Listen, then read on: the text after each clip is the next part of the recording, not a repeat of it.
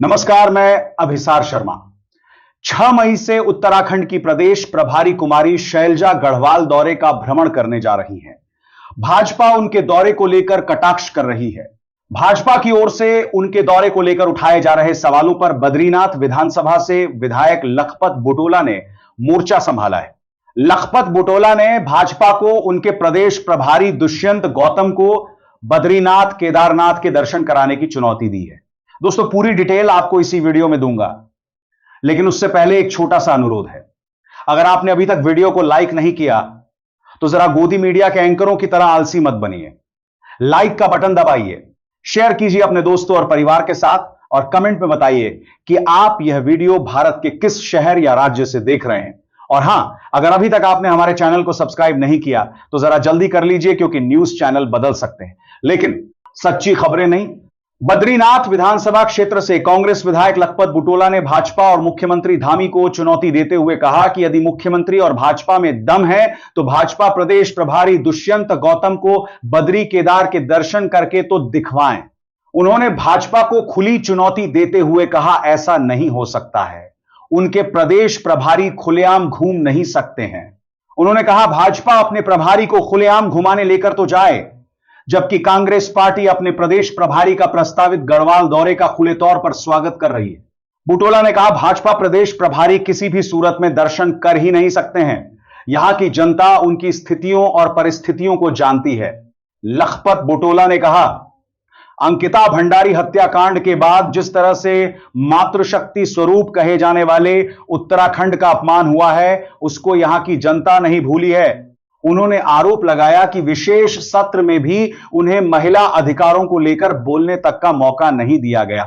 इस दौरान वह सदन में बहुत सारी चीजें कहना चाहते थे। उन्होंने आरोप लगाया है कि जो पार्टी आरोपों में घिरे अपने प्रदेश प्रभारी को हटाने में सक्षम नहीं है, वह मातृशक्ति और मातृवंदन की बातें कर रही है। कांग्रेस पार्टी की प्रदेश प्रभारी एक महिला है, जिसके ऊपर आरोप लगाकर भाजपा महिलाओं का भी अपमान कर रही है। लखपत बुटोला ने कहा, कुमारी शैलजा पूर्व केंद्रीय मंत्री होने के साथ ही वर्तमान में सांसद हैं। वह बहुत सम्मानित दलित वर्ग से आती हैं। उन्होंने आरोप लगाया कि भाजपा एक महिला का अपमान करने के साथ साथ दलित वर्ग का भी अपमान कर रही है। चलिए देखते हैं अगली बड़ी खबर। पुणे में नाबालिग के रेप और मर्डर केस पर संजय राउत ने सरकार और कानून व्यवस्था पर तीखा हमला बोला है। उन्होंने मुख्यमंत्री देवेंद्र फडणवीस से माफी की मांग की। उन्होंने कहा कि राज्य में महिलाओं के खिलाफ अपराध बढ़े हैं। उन्होंने कहा कि जब से सरकार सत्ता में आई है, राज्य की कानून व्यवस्था पूरी तरह बिगड़ गई है। पुणे में नाबालिग से रेप और हत्या का मामला गरमा गया है। लोगों में इस घटना को लेकर भारी आक्रोश है। इस मामले में पुलिस ने 65 साल के एक आरोपी को गिरफ्तार किया है। इस बीच शिवसेना यूबीटी सांसद संजय राउत का बयान सामने आया है। उन्होंने राज्य की कानून व्यवस्था पर सवाल उठाते हुए सरकार पर तीखा हमला किया है। उन्होंने कहा कि अपराधियों में कानून और सरकार का डर नहीं है। सांसद ने कहा कि इस घटना के लिए अगर कोई जिम्मेदार है तो यह सरकार है। उन्होंने कहा कि यह कोई पहली घटना नहीं है। जब से सरकार सत्ता में आई है, राज्य की कानून व्यवस्था पूरी तरह बिगड़ गई है। उन्होंने आरोप लगाया कि राज्य में महिलाओं और नाबालिग लड़कियों के साथ अत्याचार की घटनाएं बढ़ रही हैं। संजय राउत ने मुख्यमंत्री देवेंद्र फडणवीस पर निशाना साधते हुए कहा कि वे राज्य के मुद्दों पर ध्यान देने के बजाय केरल, तमिलनाडु में प्रचार में व्यस्त हैं। उन्होंने कहा कि मुख्यमंत्री, गृह मंत्री फडणवीस और कानून व्यवस्था राजनीति में उलझी पड़ी है, वीआईपी की सुरक्षा में व्यस्त है। सीएम एक महीने तक तमिलनाडु, केरल, असम और बंगाल के विधानसभा चुनावों में जाते हैं। उन्होंने कहा कि ऐसे में यहां हालात कौन संभालेगा। उन्होंने कहा कि मुख्यमंत्री को इस मामले में माफी मांगनी चाहिए, जैसे उन्होंने पहले एक अन्य मामले में माफी मांगी थी। उन्होंने कहा कि पीड़ित लड़की की मां भी किसी की लाड़की बहन होगी और सरकार को इस घटना के लिए जवाब देना चाहिए। उन्होंने महिलाओं और आम नागरिकों से सरकार से जवाब मांगने की अपील की, साथ ही विपक्ष से सड़कों पर उतरने का आह्वान किया। इसके साथ ही पुलिस कार्रवाई पर सवाल उठाते हुए उन्होंने कहा कि जनता पर लाठीचार्ज क्यों किया गया। उन्होंने कहा कि इस मामले में सरकार, पुलिस और गृह विभाग की जिम्मेदारी तय होनी चाहिए। वहीं संजय जाधव के बयान पर प्रतिक्रिया देते हुए राउत ने कहा कि वे उस बयान से सहमत नहीं हैं, लेकिन उनकी भावनाओं को समझते हैं उन्होंने आरोप लगाया कि सत्ताधारी पक्ष के पास अत्यधिक धन है, जबकि विपक्ष को पर्याप्त निधि नहीं मिलती, जो लोकतंत्र के लिए चिंताजनक है। इसके साथ ही उन्होंने यह भी कहा कि राज्य में विकास कार्य प्रभावित हो रहे हैं और जनता के साथ अन्याय हो रहा है। उन्होंने आरोप लगाया कि चुनावों में धन का दुरुपयोग हो रहा है और इस पर गंभीरता से विचार होना चाहिए। उन्होंने कहा कि सत्ताधारी दल के पास चुनावों में खर्च करने के लिए अत्यधिक धन है, जिसके स्रोत पर सवाल उठाना चाहिए। उन्होंने कहा कि लोकतंत्र को मजबूत बनाए रखने के लिए इन मुद्दों पर गंभीर चर्चा और कार्रवाई जरूरी है। चलिए देखते हैं अगली बड़ी खबर।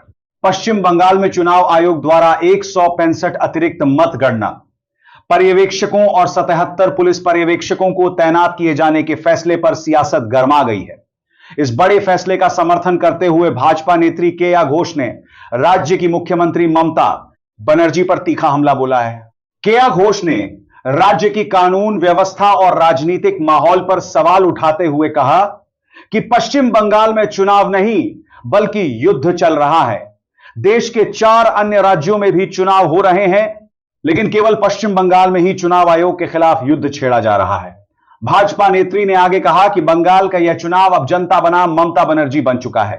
उन्होंने चुनाव आयोग की सख्ती को सही ठहराते हुए स्पष्ट किया कि चूंकि ममता बनर्जी ने युद्ध छेड़ दिया है, इसलिए राज्य में पर्याप्त संख्या में मतगणना पर्यवेक्षकों और पुलिस पर्यवेक्षकों की तैनाती करना बेहद महत्वपूर्ण और जरूरी कदम है।